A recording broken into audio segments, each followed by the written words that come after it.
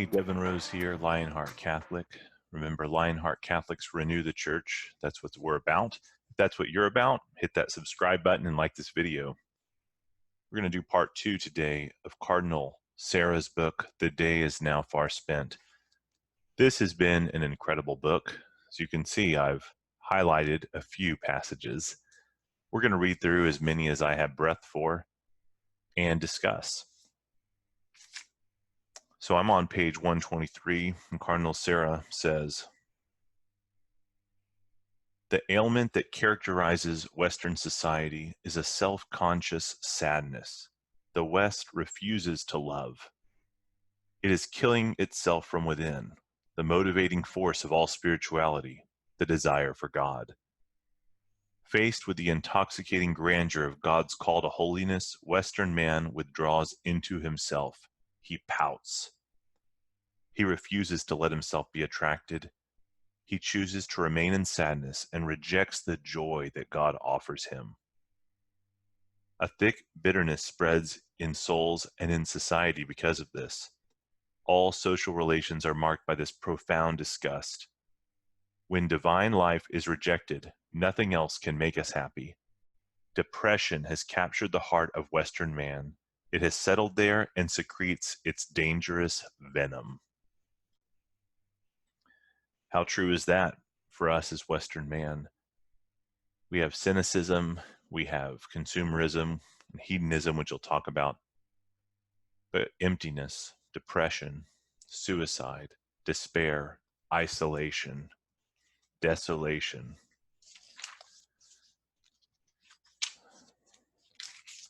So in this same chapter, he goes on, "The love of money is manifested in the excessive worry that it causes. I see people whose standard of living is secure and enviable, worrying about the state of their bank accounts." And that's something that I've got to think about. I'm a comfortable Christian, which is very dangerous, and I worry about money and finances, right? Meanwhile, he sees and knows people starving. He's a cardinal from Guinea in Africa. And here I am worried about money, right? That's a wake-up call. So the question asked to him, so there is a crisis of the virtue of religion, of the liturgy, and of the sacraments? And Cardinal Sarah responds, I think it is no exaggeration to say that the Church is going through the most serious crisis of the sacrament and sacrifice of the Eucharist in her entire history. The aggiornamento of the liturgy did not produce the expected fruits. It is absolutely necessary to continue efforts to eliminate all the folklore elements that turn Eucharists into a spectacle. In the celebration of the Mass, the most incredible fantasies have come to tarnish the Paschal mystery. Strange sorts of music have been broadcast during Masses. There have even been theme Masses. Respect for the liturgical rules has been insufficiently safeguarded. Fidelity also means respect for the liturgical norms promulgated by the ecclesiastical authority, and it excludes both arbitrary, untested innovations and the stubborn rejection of what has been legitimately foreseen and introduced into the sacred rites. What's funny about this is, he's an African cardinal. Whenever someone says, or we often hear, hey, why are we adding all this folk stuff to the Mass? Oftentimes people point and say, hey, that's how they do in Africa, right? They have to enculturate it.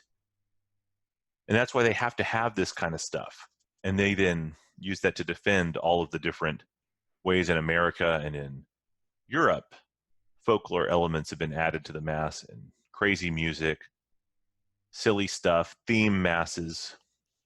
And here is an African cardinal denouncing it, saying, no, we actually don't need any of that. And we need to stop doing it when we're ignoring the actual rubrics of the Mass.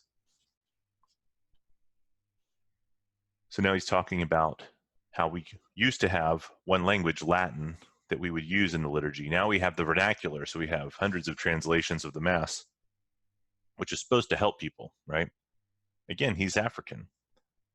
The disappearance of linguistic unity in the liturgy, Latin, in favor of vernacular languages is, in my mind, one possible factor of divisions. Were not some misunderstandings between Greeks and Latins at the origin of the schism between the Christian churches of the East and West from this? The Second Vatican Council explicitly demands that the Latin language be preserved. Have we been faithful to it? He asked rhetorically. The answer is no. The use of Latin in some parts of the Mass can help us rediscover the profound essence of the liturgy.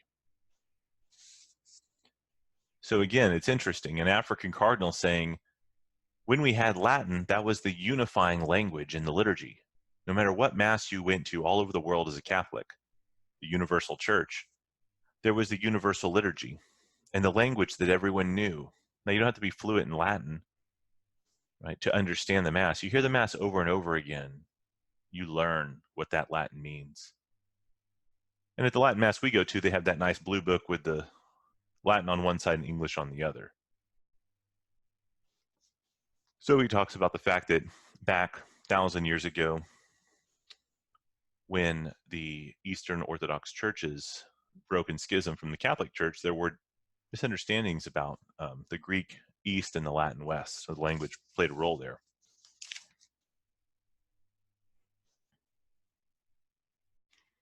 Still talking about the liturgy, he says, to be oriented toward God is above all an interior fact, a conversion of our soul toward the one God.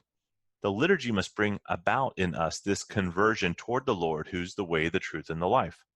For this purpose, it utilizes signs, simple means. Celebrating ad orientem is part of this.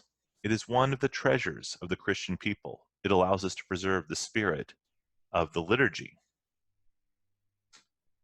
So he's talking about offering the Mass ad orientem, where the priest is facing the altar with the people, offering sacrifice on behalf of the people to our Lord, right? So page, 143. The liturgy is precisely entering into the mystery of God, letting oneself be carried by the mystery and being in the mystery, Pope Francis said in 2014. The extraordinary form allows this to an excellent degree. This is Cardinal Sarah now. Let us not turn it into an occasion for division. The use of the extraordinary form, that is the traditional Latin Mass, is an integral part of the living patrimony of the Catholic Church. It is not a museum piece, a witness to a glorious but bygone past. It will be fruitful for Christians today. And so it would be fortunate if those who use the old missal were to observe the essential criteria of the conciliar constitution on the divine liturgy. So that's talking about Vatican II's document Sacrosanctum Concilium. It is indispensable for these celebrations to integrate a correct concept of the participation of the faithful who are present. Okay, so there's a balance there. He's saying Latin Mass, the extraordinary form, is essential. And bringing in Sacrosanctum Concilium would not be any problem at all.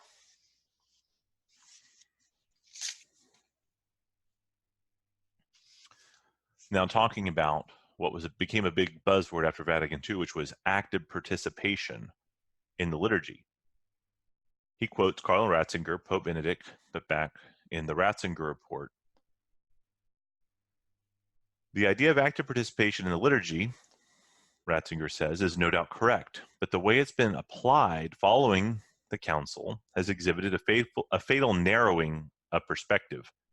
The impression arose that there was only active participation when there was discernible external activity, speaking, singing, preaching, reading, shaking hands. It was forgotten that the council also included silence under actuoso participatio, for silence facilitates a really deep personal participation, allowing us to listen inwardly to the Lord's word. Many liturgies now lack all trace of this silence.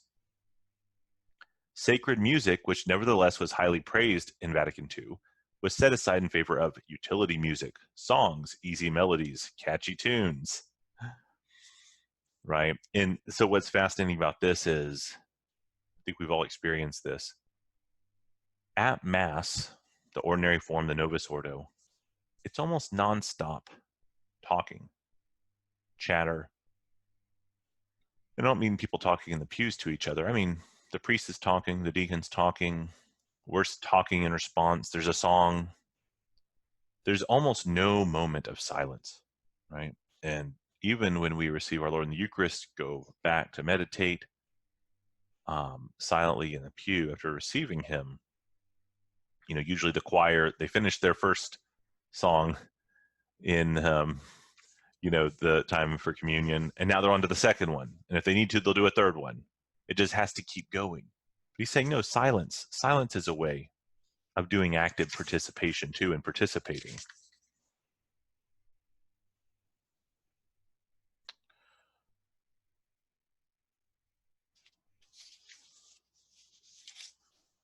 Yeah, let's see. So he's talking about priests and bishops. As for the bishops, their office of divine right is partly hobbled by the bureaucracy of the Episcopal conferences. So that's like the USCCB, United States Conference of Catholic Bishops. They run the risk of losing their inalienable and personal responsibility as teachers of the faith. It is necessary to restore the balance between the responsibility and genuine concept of collegiality with other bishops, as it was taught by Vatican II. National bishops' conferences are useful in practice, but strictly speaking, they have no magisterial mission. They must not forget that truth is not the result of their votes, much less of the quantity of documents published. This is why there's been times when certain bishops in certain dioceses have done their own thing, and rightly so, and said, we're not going to go with what the USCCB has voted for and said that we all should do. These national bishops' conferences have no magisterial authority. They're just groups of bishops who happen to be all in the same nation. That can have value, as he said, but these are not in any way able to tell a bishop what to do. Now remember, this is an African cardinal here, right? And he goes on. He says, you know what? Bishops, they are defenders of civilization. He says, I know from experience the bishop is sometimes the last recourse against such oppression, because we as bishops have no political interest. Through our consecration, we've renounced the search for secular power and money. We are free. He is free. He's free to say what he wants. What I just quoted there, he's free to say what he wants without fear of reprisal. It is necessary to have given everything away in order to have nothing more to lose and to gain a true freedom of speech and action.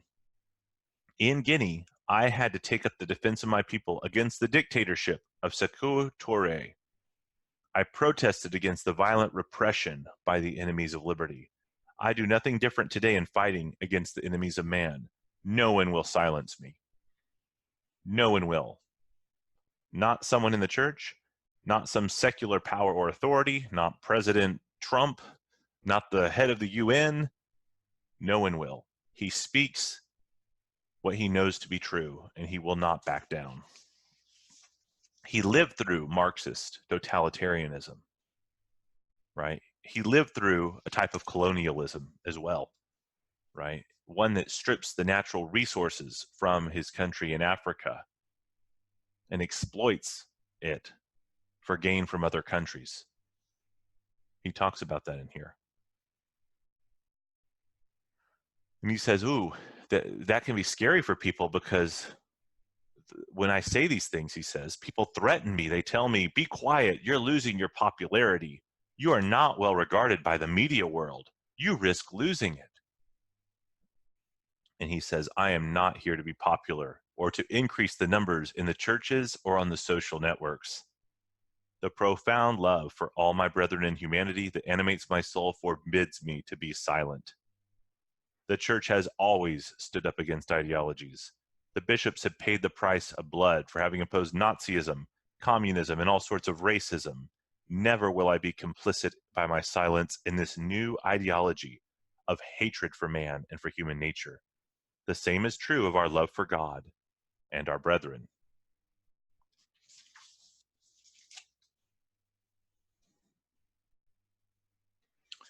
Now, whenever I hear people talk about, they talk about like the Bill and Melinda Gates Foundation, all that great work they're doing in Africa. Well, what does an African think about it?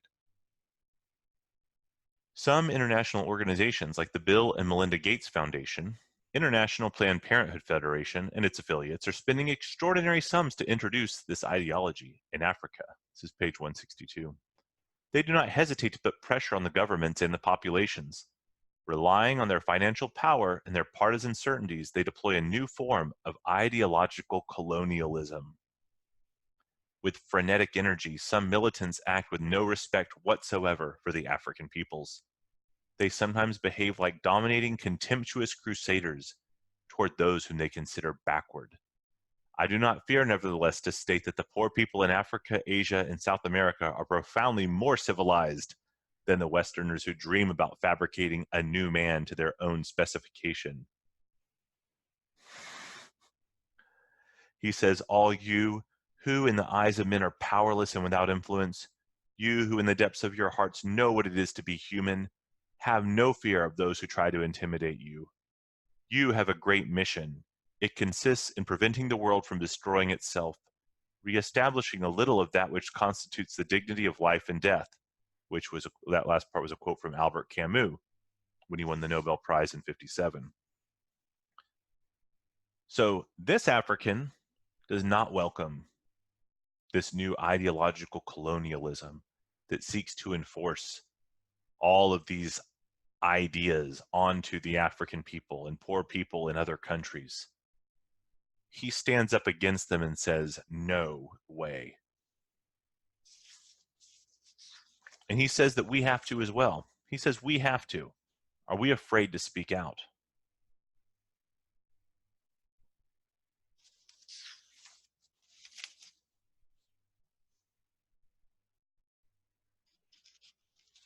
Okay, we can jump ahead here.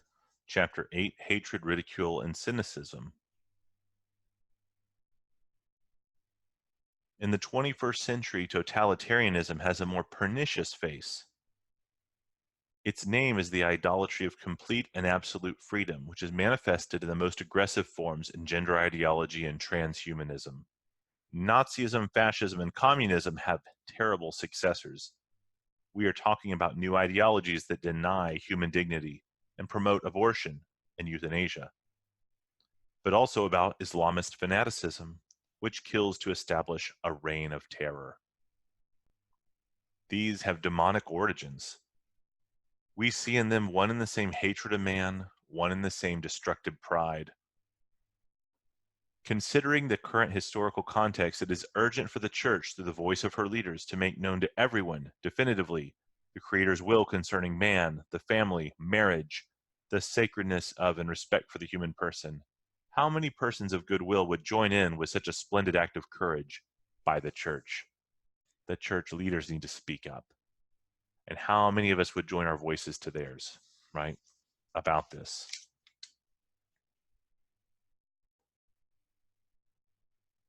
Talking about Europe, the crisis in Europe, and also it's talking about Islamic immigration into Europe.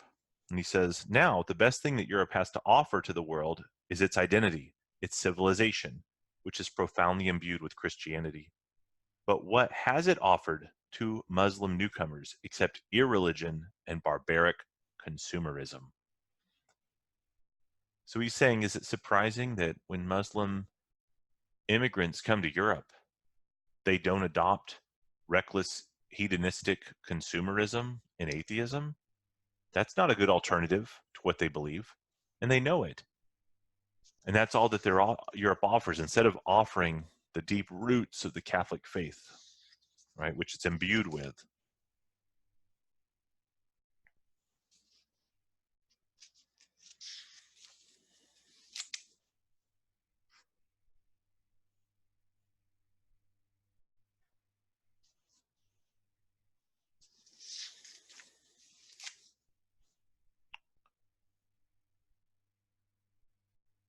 Okay, this is the heirs of the West. The word liberty remains, but its profound meaning no longer exists. It has become an empty shell. Men confuse liberty and libertinage. Is liberty not the daughter of truth, which leads her to do good and to seek beauty? Or is it only a means of finding what is agreeable? Western liberty is a shadow play. Genuine liberty is a conquest, a concrete struggle that demands overcoming oneself by discipline and effort. It requires, first of all, self-mastery and the discernment of one's own weaknesses and qualities. Liberty is a flame that lights up. It is the opposite of a blind feeling that draws us toward our abysmal passions. So liberty is freedom to choose the good, but you have to be self-mastered to actually be free and to not be enslaved to something, whether that enslavement is from drugs or alcohol or sinful habits, right? Liberty in the Western conception is I'm free to do whatever I want, free to do whatever I feel like doing, and that is not freedom.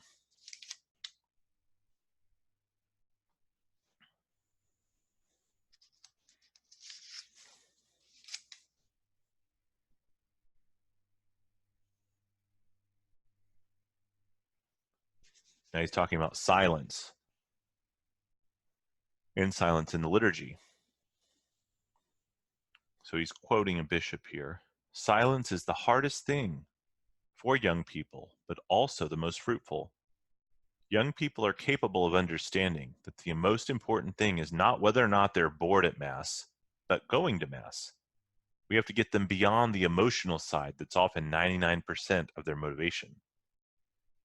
The most important thing is not to give them explanations about the liturgy, but to have them experience it. How many times have I seen young people in tears during beautiful liturgies?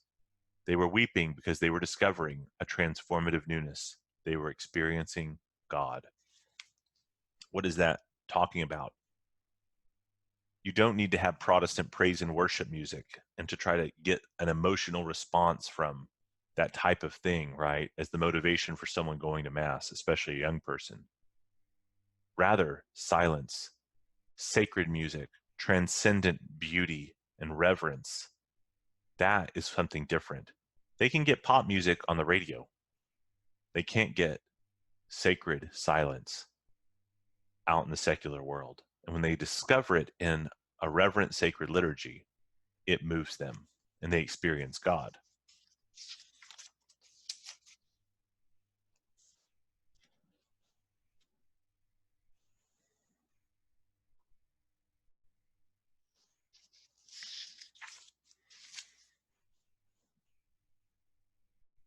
Ruthless Enemies, chapter 11, page 241. He says, how can Westerners suppose the spiritual, moral, and psychological consequences are not serious? Despite worrisome symptoms, they refuse to call themselves into question. Let us take the example of the arts, architecture, poetry, painting, or music. Can anyone fail to note the terrible regression here? Beauty disappears from the horizon. Ugliness is set up as an unsurpassable norm. And we've seen that think of the countless Catholic churches built over the past 80 years. Ugly. Some look like UFOs. The mothership has landed. Funky angles, even ones built recently. Even churches here where I live. You go into it and you think, this looks communist, or I don't know what it is. It's terrible. And yet, that's what we see in so many places. And that goes for not just architecture, but all the other things he mentioned.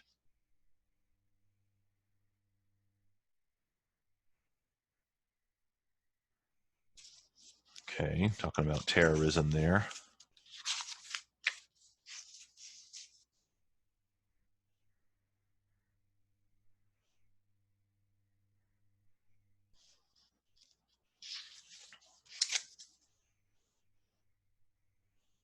I like this part. This is in the chapter, The Decline of Courage and the Fatal Utopias of the Best of All Worlds.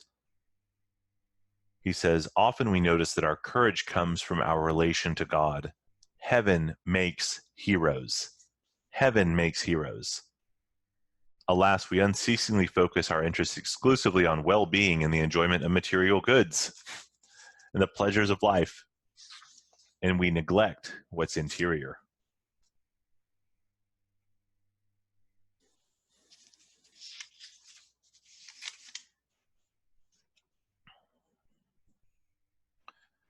Question: it would seem from what you say that this is the dawning of the utopia of a world without borders, so globalization. He says, alas, the European Union is a good example of this utopia. The abolition of ancestral boundaries hushes up the identity of the old nations. The roots, the millennial culture, the history of a country no longer matter. Commerce and free trade are the only valid norms.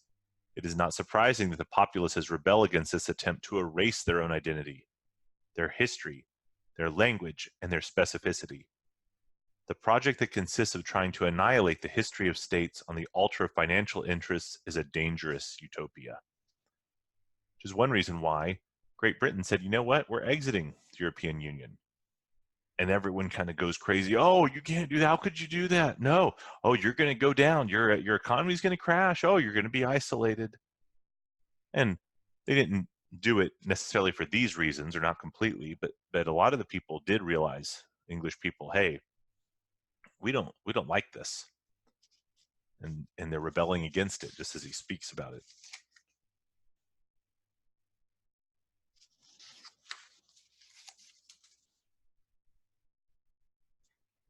Okay, this is the chapter, The Face of Postmodernism, Postmodern Democracies and Capitalism.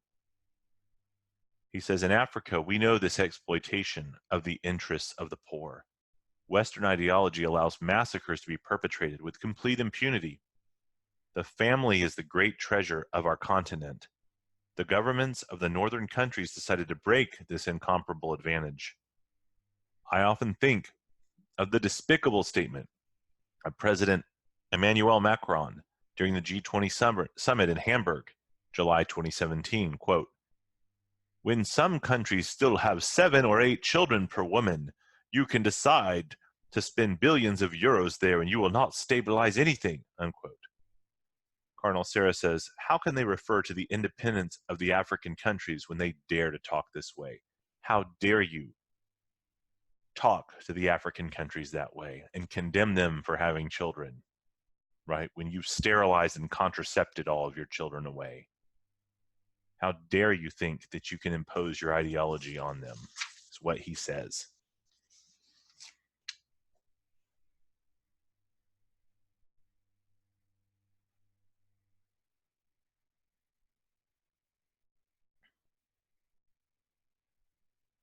Let's see here. Contemporary culture is the ruination of man. He has reverted to an almost bestial state, beast-like. The dilution of culture engenders a form of perverse, empty sentimentalism. We must learn again to know Jesus Christ, to believe that he loves us and that he died out of love for us. It is necessary to relearn the catechism of the Catholic Church. It is necessary to have the courage and determination to acquire knowledge of the fundamental truths of the creed of the Catholic faith. So in other words, we don't need sentimental religion. We don't need feel-good religion. We need bedrock truth to base our lives on that's not based on how I'm feeling at the moment. Condemns globalism here.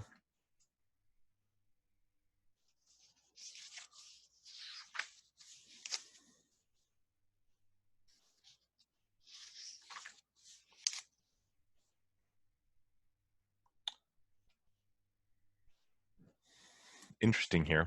Listen to this. In the United States, some preferred to lose everything rather than to collaborate with the destruction of the natural order under the Obama administration. Spiritual resistance is the best service that Christians can render to political society. I think that in a human society, a Christian will always be more or less a dissident. Sometimes he'll be put in prison to silence him. More often, his words will be disqualified by conformist irony or a media lynching.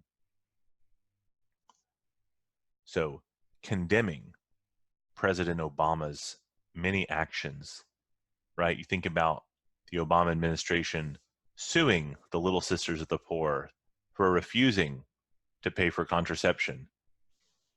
Terrible, terrible, right? And that was Obama. Cardinal Sarah, he criticizes Obama, but he criticizes George Bush too. He criticizes Macron, but he also criticizes Western capitalists.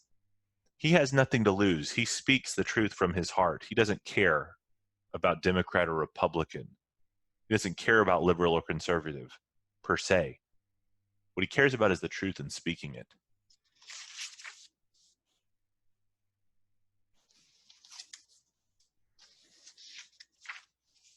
All right, I think we're going to wrap up here. To end with this one. God opens his hand, chapter 17, page 299. Talking about, the question is, what program would you propose following since the state of the world is so very terrible? Cardinal Sarah says, I have no program. When you have a program, it's because you want to achieve a human project. The church is not an institution that we have to achieve or fashion with our ideas. It is simply necessary to receive from God what he wants to give us. Pope John Paul II already warned us against that tendency to develop a new church program in his apostolic letter, Novo Millennio Inuente. It is not therefore a matter of inventing a new program. The program already exists. It's the plan found in the gospel. And in the living tradition of the church, it is the same as ever. Ultimately, it has its center in Christ himself, who is to be known, loved, and imitated, so that in him we may live the life of the Trinity, and with him transform history until its fulfillment in the heavenly Jerusalem. This is a program which does not change, with shifts in times and cultures, even though it takes account of time and culture for the sake of true dialogue and effective communication. This program for all times is our program for the third millennium. And I love that too. This is what Lionheart Catholic's about. This is not a new program.